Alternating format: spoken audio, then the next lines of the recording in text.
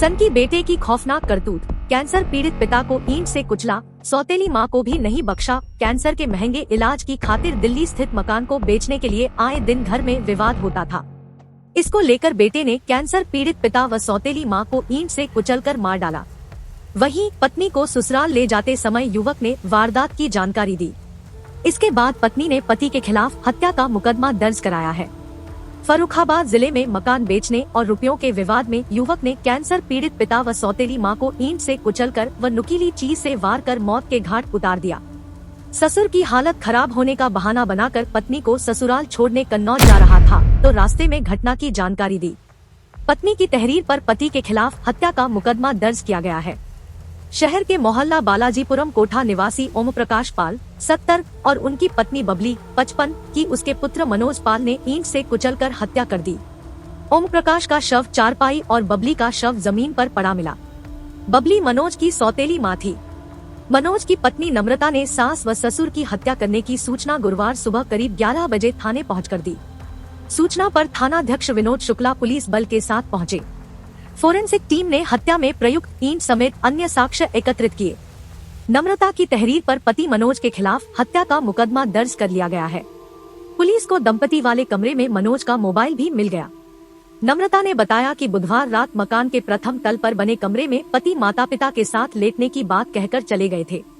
रात 2:30 बजे भूतल में उसके कमरे में आकर बोले कि तुम्हारे पिता की हालत खराब है, मकान को इलाज के पैसों के लिए बेचना चाहता था पिता। इस पर वह तीनों बच्चों को साथ लेकर रोडवेज बस से पति के साथ चली गई। पति ने गुरसहायगंज उतरने की बजाय कन्नौज में उतारकर सास ससुर की हत्या की जानकारी दी। वहां अकेला छोड़कर फरार हो गए। एसपी विकास कुमार ने बताया कि जांच में सामने आया है कि युवक का पिता दिल्ली के मकान को इलाज के पैसों के लिए बेचना चाहता था। पिता और पुत्र में रुपयों के लिए ही आए दिन विवाद होता था। इसी वजह से युवक ने दंपति की हत्या की है। पत्नी की तहरीर पर आरोपी के खिलाफ मुकदमा दर्ज कर लिया गया है। गिरफ्तारी के लिए टीमें लगा दी गई है। सौतेली मां के नाम बैंक में है कुछ रुपए। कैंसर के महंगे इलाज की खातिर दिल्ली स्थित मकान को बेचने के लिए आए दिन घर में विवाद होता था। ओम प्रकाश की पहली पत्नी से मनोज और दूसरी पत्नी से बेटी रूबी है। सौतेली मां बबली के नाम कुछ रुपए भी बैंक में होने की बात कही जा रही है। जिला हरदोई थाना सवाईजपुर के गांव दत्तनगढ़ सिवरिया निवासी ओम प्रकाश पाल का अधिकांश समय दिल्ली में नौकरी करते बीता। उन्होंने अपनी दूसरी पत्नी बबली के नाम दिल्ली में एक मकान बनवाया।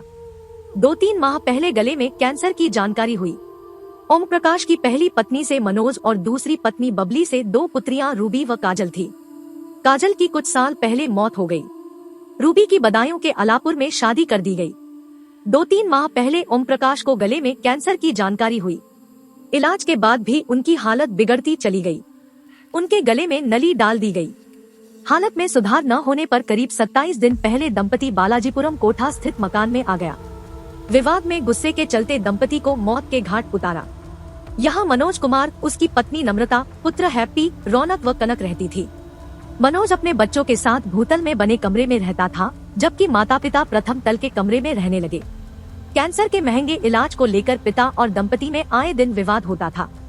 बबली के नाम खाते में कुछ रुपए भी बताए जा रहे हैं। मनोज मां पर दिल्ली का मकान बेचने और खाते से रुपए निकालने की बात कहता था, मगर दंपति इस बात से राजी नहीं थे। माना जा रहा है कि मनोज ने इसी विवाद में गुस्से के चलते दंपति को मौत के घाट उतार दिया।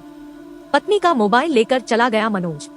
पुलिस ने जब दंपति के कमरे की तलाशी ली तो उसमें एक मोबाइल मिला।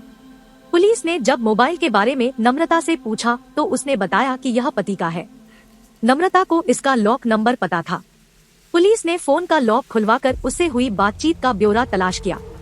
अब सर्विलांस के सहारे आगे की कार्रवाई करने में जुट गई है। गले नहीं उतर रही अकेले ही हत्या करने की बात। बेशक ओम प्रकाश की हालत गंभीर थी, फिर भी वह पूरी तरह चैतन्य थे, जबकि उनकी पत्नी बबली की उम्र 55 साल होने की वजह से शरीर से पूरी तरह स्वस्थ थी। दंपति का सिर व चेहरा लहूलुहान था। अकेले मनोज ने एक बार किया होगा तो दूसरा अवश्य चीखा होगा। यही नहीं, कुचलते वक्त एक साथ मौत नहीं हो सकती। पुलिस भी कई सवाल जेहन में रख काम कर रही है। थाने में ही बैठाए गए 2 बच्चे। नम्रता जब बच्चों के साथ थाने पहुंची तो उसके साथ मौजूद रौनक, हैप्पी व कनक भी थे। पुलिस नम्रता की गोद में मौजूद कनक के साथ घटनास्थल पर पहुंची। अन्य दोनों बच्चे थाने में ही रोक लिए गए। करीब 10 और 8 साल के बच्चों से भी पुलिस जानकारी हासिल करती रही।